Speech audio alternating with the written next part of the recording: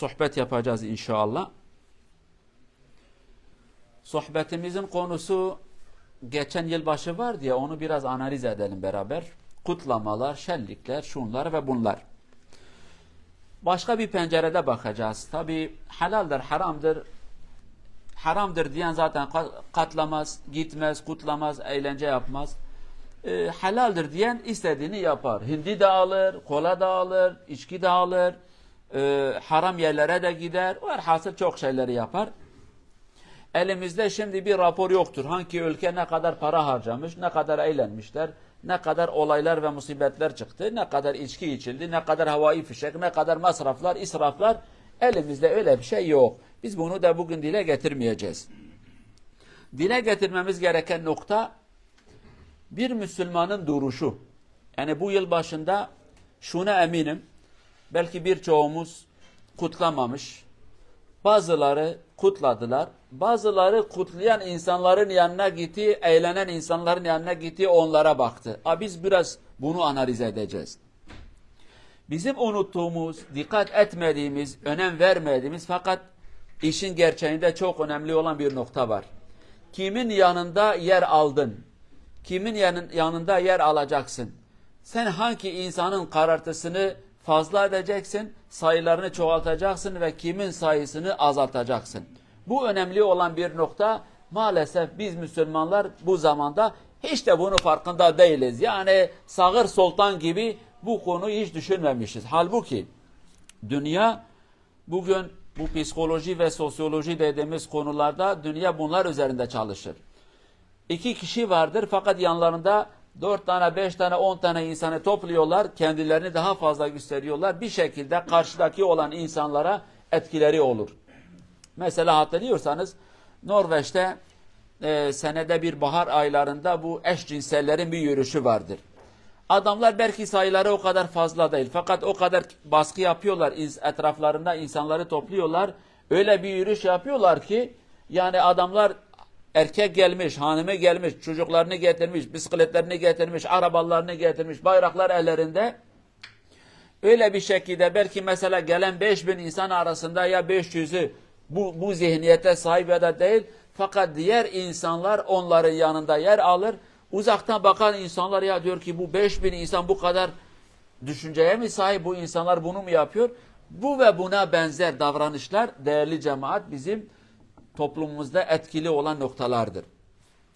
Mesela bazı Müslümanlarımız yılbaşında adam içki de almadı, hindi de almadı öyle diyelim. Belki havai fişekleri de almadı.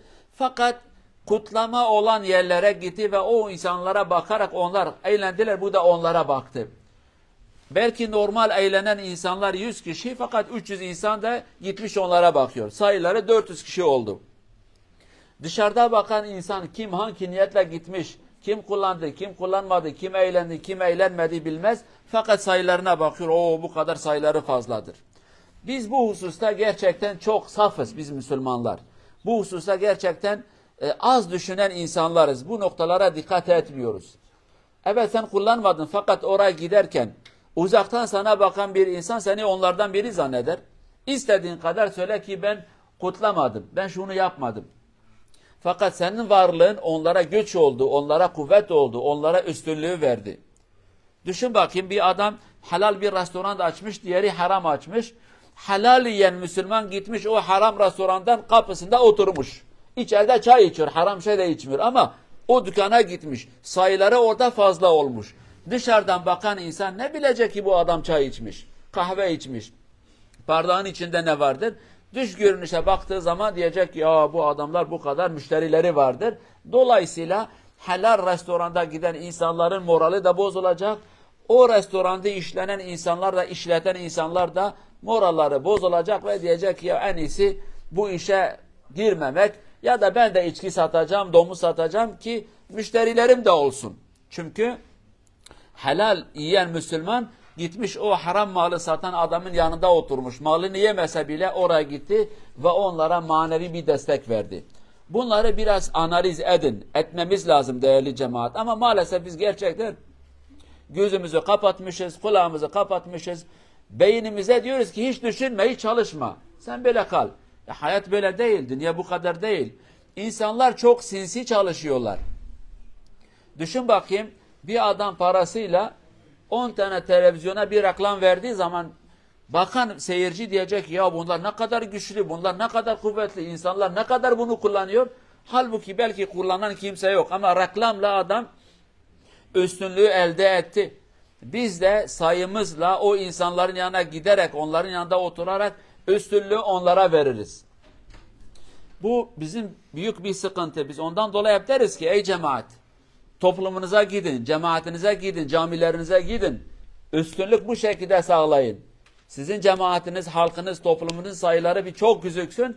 Yeni olan nesil, küçük olan insanlara bir psikoloji olarak bir enerji gelsin, bir destek, bir manevi bir güç gelsin onlara, sevinsinler. Ama maalesef biz mümkün olduğu kadar hakkın etrafından çekeriz kendimizi, orada kendimizi göstermiyoruz, başka tarafa gideriz. Yani başka değirmenlere su taşıyoruz, kendi değirmenimizi de susuz bırakmışız. Ondan sonra bizim değirmenimizin suyu bitecek, değirmen çalışmayacak, kapanacak. Efendim değirmen niye çalışmadı? Niye çalışsın ki mübarekler? Siz başka değirmenlere su taşıyorsunuz, kendi değirmeninizi susuz bıraktınız. Camiler o şekilde kapanır, millet o şekilde biter, toplumlar o şekilde biter. Sürekli kendini başka insanlardan göstererek, başka toplumdan göstererek, onlara güç ve destek vererek sen normalde durman gereken yeri bitirirsin. Destek vermen gereken insanları desteksiz bırakırsın. Ama maalesef biz bunun farkında değiliz. Yani bu yıl başında maalesef birçok Müslümanımız gitmiş onlarla beraber, kimi o da havai fişekler, kimi efendim onlara bakmış, kimi onları videoya çekmiş, kimi onlarla bir fotoğraf çekmiş. Yani sen bir kere onların sayesini çoğaltın, fazla gösterdin. Peki kim kazançlı çıktı? Orada görüntüyü alan, diyelim ki devletin elemanları demeyecek ya ben 1000 kişi kutladım, 1 kişi de seyirci olarak geldi. O 1000 kişi arasında da bazıları buna hiç inanmıyordu yani. Öyle demeyecek. Sayı bu kadar, gelecek sene insanlar daha merak edecek. Biz de bir gidelim. Bu kadar insan gitmiş, benim komşum gitmiş, şu adam gitti, bu adam gitti. Bu önemli olan bir nokta. Hele yaşlı insanlarımız onlar da o saate dışarıya çıkıyorlar. Soğuktur diye camiye gelmiyorlar. Fakat bakıyorsun ki gece saat 11-12'de dışarıya çıkıyorlar, o insanlara bakıyorlar. Bunlar hepsi kayıtlara girer, haberiniz olsun. Hem insanların kaydına girer, hem Allah Azze ve Celle'nin kaydına girer. Bunlar da kolay kolay silinmez. Çocuklarınızın aklında büyük bir etki yaratırsınız. Babam gitti, dedem gitti, ben de bir gideyim. Çocuklar çok merak etti, onlarla beraber gidelim. Özellikle bizim Müslümanların sayısı çok olduğu mahallelere bir bakın. En fazla kim bu eğlenceyi yaptı? Bizimkiler yaptı, kimse yapmadı. Siz kaç tane normal bu memleketin insanları dışarıda havai fişek atarak gördünüz? Bir söyleyin bakayım. Hepsi bizimkiler.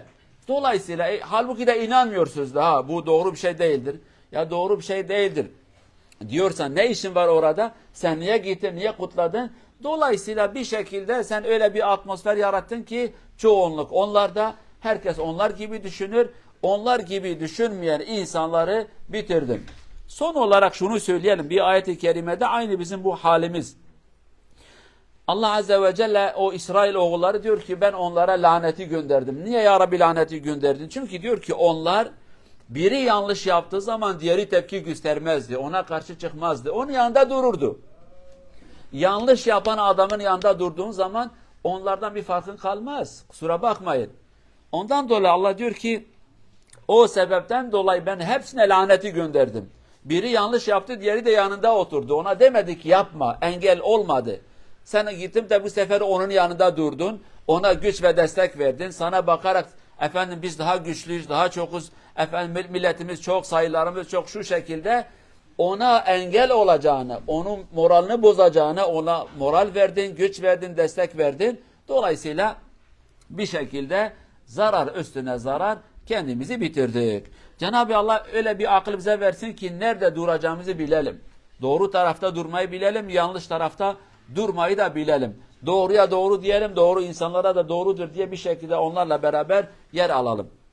Allah Azze ve Celle yanlış yerde duran insanlardan bizi eylemesin inşallah.